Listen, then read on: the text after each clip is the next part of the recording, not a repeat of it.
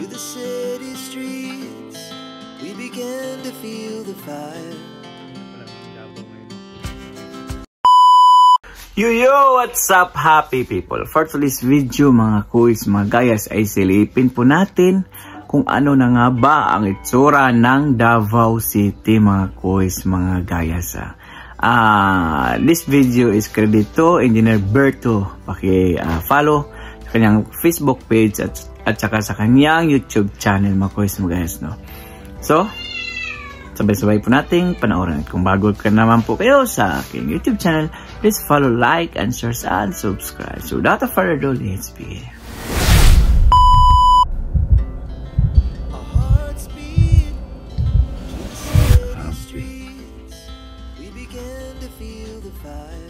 Yan na pa lang ang Davao ngayon mga kuys, mga guys, no? Grabe, napakaganda pala, no?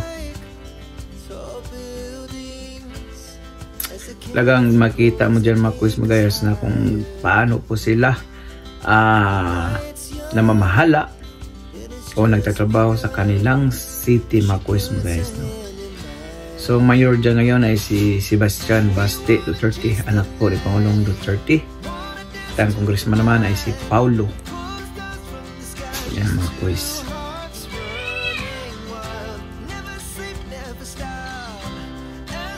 Ganun din talaga sa Manila kay Isko mga kuys, ng panahon ni Isko mga kuys, na talagang gusto nila yung kalinisan, kagandahan ng mga lugar, kanilang sinasakupan. Kaya pagtatakbo ito si Baste o Paulo ng senator, supportahan mo ito mga kuys. At especially, pero may Isko din, di ba? Di mawawala yan, matik yan. Grabe, ang ganda, yung linis, kalinisan ba, no? Ang panahon ni Yorme Isko sa Manila, ganun din kalinis. Kasi yung mindset nila ba, yung hinahangan nila is yung kalinisan, kaayusan. Yan yung dapat na ilagay mo sa mga higher position of course, mga guys, no? Ganun yung mga mindset o mga trabaho. Talagang mapapawaw ka lang talaga.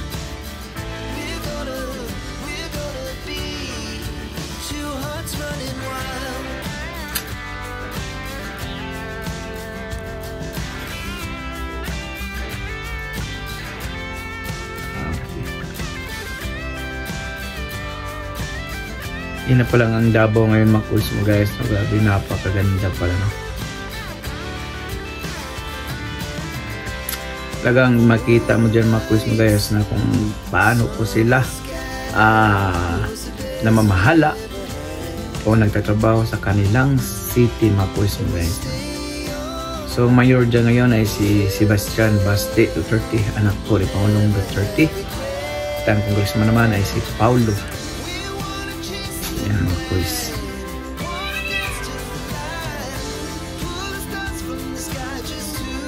Ganun din talaga sa Manila kay Isko mga kuys, ng panahon ni Isko mga kuys, no? Talagang gusto nila yung kalinisan, kagandahan ng mga lugar, kanilang sinasakupan.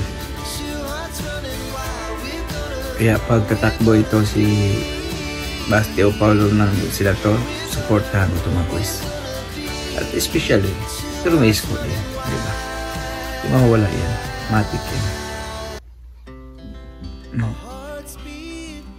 Grabe, ang ganda, yung linis, kalinisan ba, no?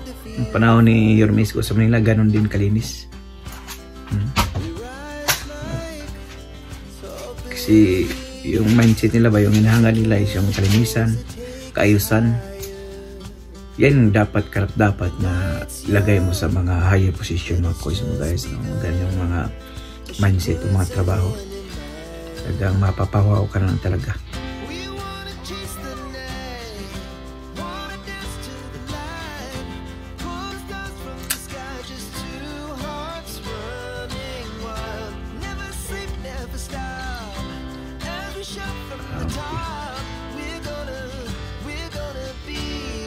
Yan na pa lang ang Davao ngayon mga kuys, mga guys, no? Grabe, napakaganda pala, no?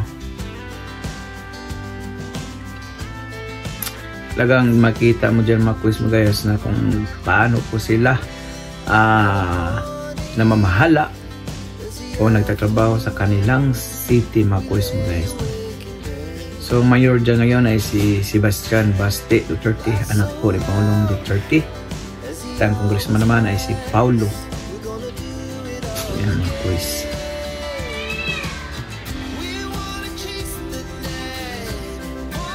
Ganun din talaga sa Manila kay Isko mga kuis, ng panahon ni Isko mga kuis, na talagang gusto nila yung kalinisan, kagandahan ng mga lugar, kanilang sinasakupan.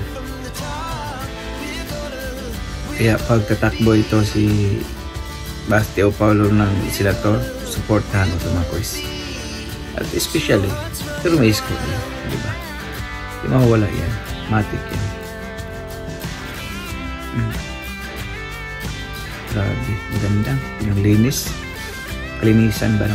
Ang panahon ni Yorme Isko sa Manila, ganun din kalinis. Kasi yung mindset nila ba, yung hinahangad nila is yung kalinisan, kaayusan. Yan dapat dapat na ilagay mo sa mga higher position ng course mo guys. No? Ganyan mga mindset o mga trabaho. Talagang mapapawaw ka lang talaga.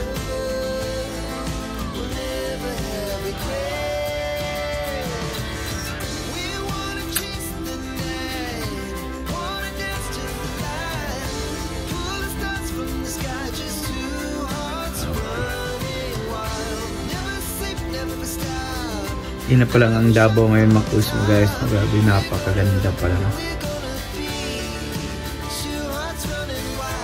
Talagang makita mo dyan mga kuis mo guys na kung paano po sila namamahala o nagtatrabaho sa kanilang city mga kuis mo guys. So mayor dyan ngayon ay si Sebastian Baste Duterte, anak po ni Pangulong Duterte. At ang congressman naman ay si Paulo. Yan mga quiz.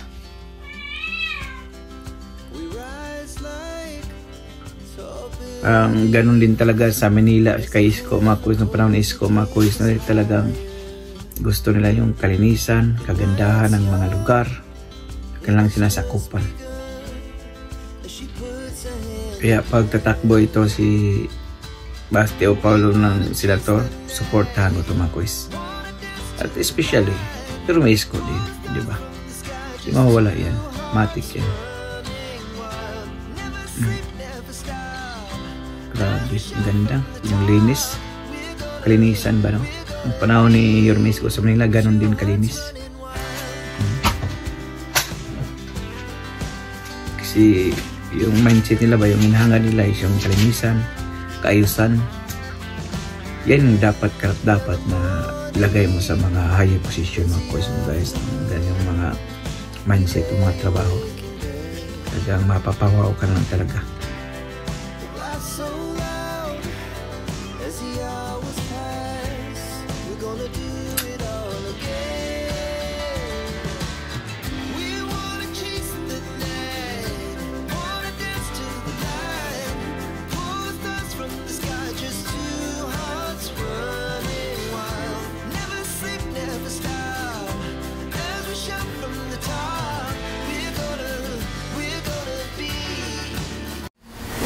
So ayun nga mga kois, mga gayas, no. So kung talagang porsigido yung mga namumuno na alkalde sa isang syudad, ganun po talaga ang resulta. Grabe yung kalinisan, kaayusan, maliwalas na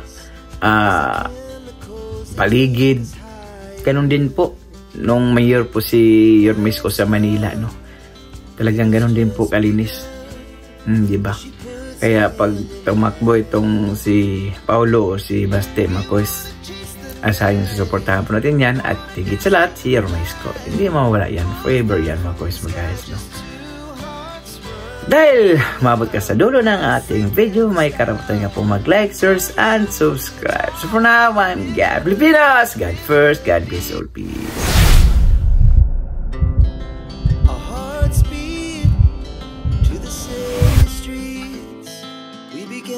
Feel the fire.